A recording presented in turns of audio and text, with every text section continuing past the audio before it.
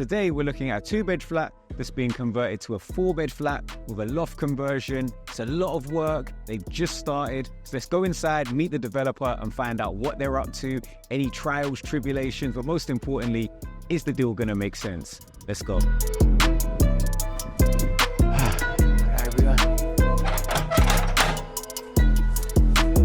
He's home, right?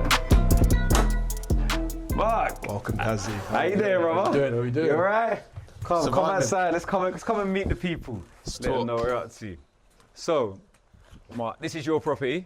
Indeed. Now, tell me why you bought this property in the first place. I've taken this property. I saw the fact it was the loft demise. I was like, okay, there's a lot of space to be gone up into, especially in this sort of area in South London.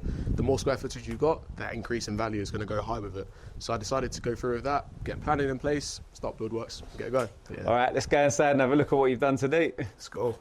God, I'll let you lead the way.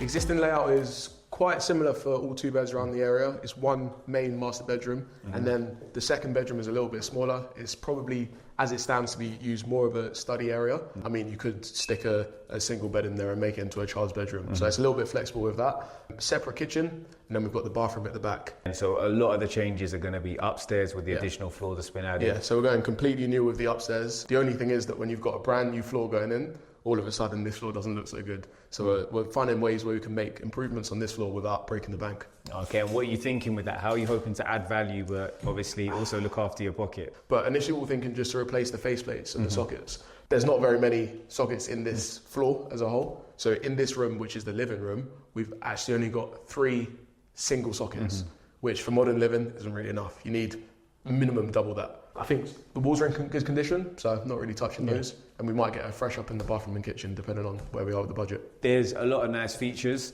We've got hardwood floors in here, parquet flooring on the entrance as well. So I know, like with these more period buildings, it's always nice to try and retain some of the features, because they're things that I think people do find attractive, and also sets it apart from some of the new builds.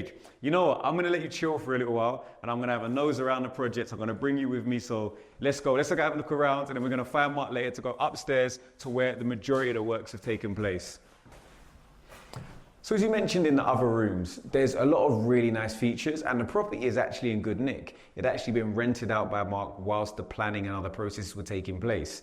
But even with that being the case, for rental it's fine, but when you start to refurbish, you start to take down some walls, remove some wallpaper, you start to realize that there are things that unfortunately go unaccounted for, which is why contingencies are super important. So if you are developing a property, particularly a refurbishment of a period property, make sure you do have that what if budget just in case. If we look up, we can see no roof, tin hat on the building. So this is where you got started. You started up and worked down. So should we go upstairs and see what it's looking like? Check it out. So it'll come round and then No. Get me in this. Because sometimes I feel like the best content comes from the questions from our videographer. So he doesn't understand how this is going to become a room, a flat, a space or anything. So can you explain the floor plan of how this is going to work? So we'll run through the downstairs. You can use me as, because I want you to stay still. So use me as I'll go to places to explain what you're talking about. So if you go to the corner, right? Okay, we're over here. So this staircase that we've just come up, it will loop back round over the top of itself, being the best use of space. So the entrance to the new loft space will be just around there, right? Just here. So you'll have a bedroom just behind you. This where you're standing will be a corridor, or here will be a corridor, sorry. Yeah. The front, this corner here, will be a bathroom. And then we've got another bedroom here. So we've got 2 really good sized bedrooms and a good sized bathroom as well. So it should be a really good use of space. And I forgot to mention, we've also got quite a large roof terrace at the back to add to our private garden space. So we've got a lot of... all your roof terrace? So from the second the second still? Yeah. That's a really good size. It's a really good size, yeah. I'm really a massive fan right now of like the upside down living. So you know where you got the bedrooms on the ground floor and then you come up to like an open plan living room with direct access out onto the roof terrace? Yeah. Was it ever a consideration? Especially here, where the roof height's going to be impressive. I think we got 2.7 Yeah. meters. So Yeah, it's something that I could have considered, but again, I don't think it really changes much in terms of the value and the space that we get in terms of the bedrooms, because yeah, we are looking to retain on the back end, so I think a focus on good sized bedrooms is quite important. So if you were looking to sell, potentially that wow factor of open plan kitchen, living room, direct access onto a private roof terrace, maybe glass balustrades all around, really is all the bells and whistles. Yeah. But when you're thinking about refinancing, surveyor's going to come in, they're going to give you based on market valuations. So I think they are key considerations. So if you are developing, that's definitely something you need to take into consideration. Yes, you may be able to have a better design, but is it really going to add to the, to your bottom line, to the money in your pocket? And that's going to be determined by how you actually plan to exit the deal. Is it to sell or is it to refinance? Hardest part of this project, probably getting freeholder consent. I think I underestimated what it took to get the documents in place for that. It probably took a little bit longer than I expected, and a little bit more money. And at the same time as that, party wall agreements. Again, it was quite difficult to locate some of the neighbours, and yeah, we managed to get there. Why did you turn this into 2 flats, and why did you just expand the floor footage? I think when we were going through the planning stages, we didn't necessarily consider turning this into 2 flats. That wasn't because we decided against it. It was probably lack of knowledge at the time.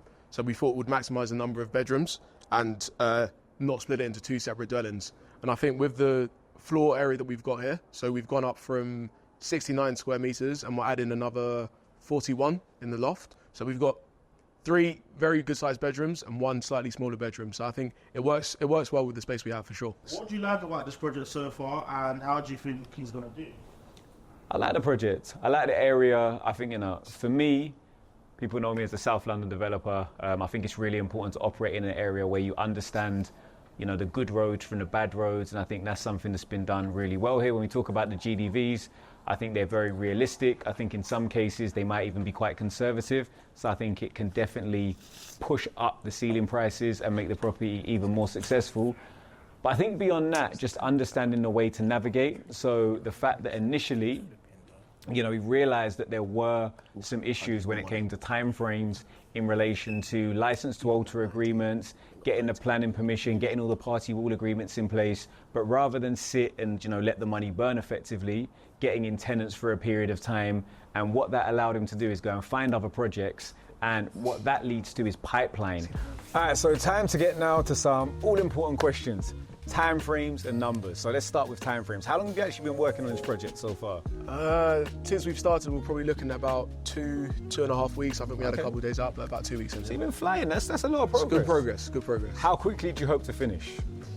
See, this is my first loft conversion. So anything I'm saying, take it with a little pinch of salt. Yeah. But I reckon we're aiming to get out of here by probably week 8, week 9, depending on what we decide to do with the existing floor. But by week 9, I'll be happy with 10 at the latest.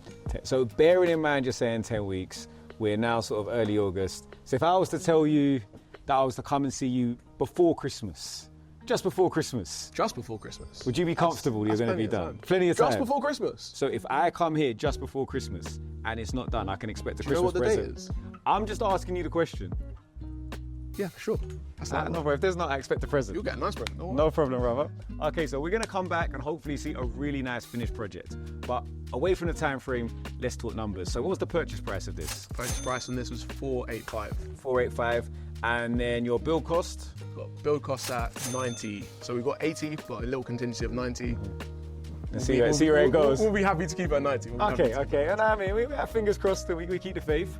And then what about other costs? Other fees were probably all in at about 45. So we got stamp, solicitor fee, broker fees, surveys, planning, freeholder consent, and party wall agreements. All wrapped in at about 45. All bells and whistles, all wrapped in for 45. Yeah. So where does that take your grand total to? That takes us up to 620, if my maths is correct. And in terms of, I know you're refinancing, but where do you think your GDV is going to sit? Well, we're minimum, we're going 725. Realistically, I reckon we could push it up to 735, but we'll keep it conservative. We'll stick with 725 is what we're going for. Okay, but you're still looking to join that, that 100K club. If I can six figures. If I can make six-figure club, Listen, hopefully we're going to see you in a six-figure club. For sure. Another property developer, investor doing amazing things. Obviously, if you want to see how this project pans out, make sure you subscribe to the channel if you haven't already. If you've got any questions, you can ask us and we'll make sure we try and answer them. And apart from that, we'll see you on the next video.